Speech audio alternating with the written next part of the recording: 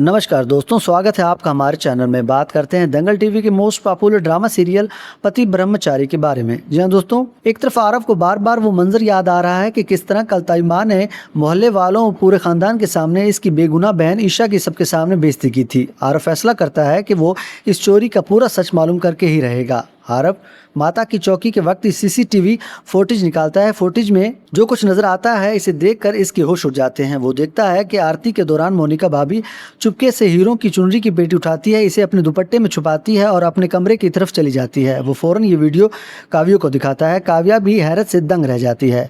आरव गुस्से में हाल की तरफ जाता है और पूरे खानदान को वहां जमा कर लेता है। वो सूरज और ताई माँ से कहता है कि कल मेरी बहन पर झूठा इल्जाम लगाकर इसकी बेइज्जती की गई, मगर असल हकीकत कुछ और है। फिर वो सीसीटीवी फुटेज सबके सामने सबको दिखाता है। फुटेज में मोनिका को चोरी करते देखकर पूरे हाल में खामोशी सी छा जाती है। मोनिका घबरा जाती है और हल्कलाते हुए सफाई देने की कोशिश तो बहुत करती है लेकिन नहीं दे पाती कि वो तो सिर्फ पेटी साफ कर रही थी। लेकिन ताई माँ आगे बढ़कर इसे जोरदार थप्पड़ दे मारती है और इनका गुरूर टूट जाता है।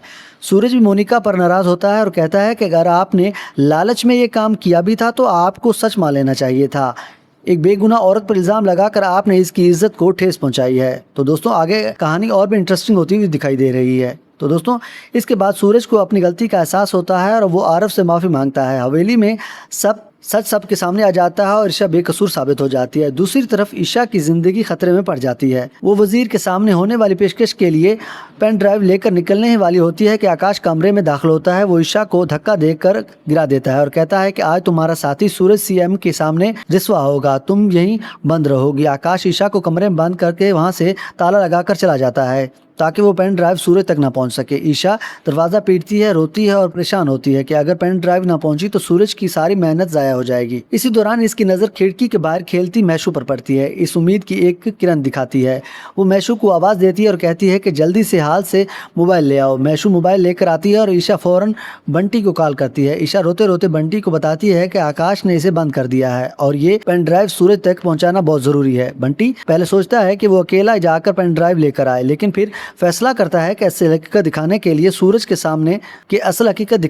सूरज को साथ ले जाना बहुत ही जरूरी है। बंटी सूरज को साथ लेकर आकाश के घर पहुंचता है। पहले वो अकेला खिड़की के पास जाता है। ईशा इसे देखकर सुकून का सांस लेती है। पेन ड्राइव देते हुए कहती है कि इसे फौरन सूरज तक पहुंचा दो। फिर बंटी पीछे हटकर कहता है कि वो अकेला नहीं आया और इसके पीछे से सूरज सामने आ जाता है। ईशा को देखकर और दरवाजे पर ताला देखकर सूरज बहुत ही हैरान हो जाता है। सूरज के जहन में वो तमाम लम्हे आ जाते हैं जब इसने ईशा को गलती समझा था। अब इसे हकीकत का अंदाजा होता है कि ईशा अपनी मर्जी से नहीं बल्कि मजबूरी में आकाश के साथ रह रही है। और अब जब सच सबके सामने आ चुका है तो क्या सूरज अपना गुस्सा काबू में रख पाएगा? मेरा ख्याल है कि अब सूरज और ईशा दोबारा एक हो जाएंगे। तो दोस्तों, आगे कहानी और भी इंटरेस्टिंग होती हुई दिखाई दे रही है। तो दोस्तों, अगर आप हमारे वीडियोस को पसंद करते हैं तो इसको लाइक और सब्सक्राइब करना ना भूलें और ऐसी ही अपडेट्स के लिए हमारे चैनल पर बने रहें। Thank you.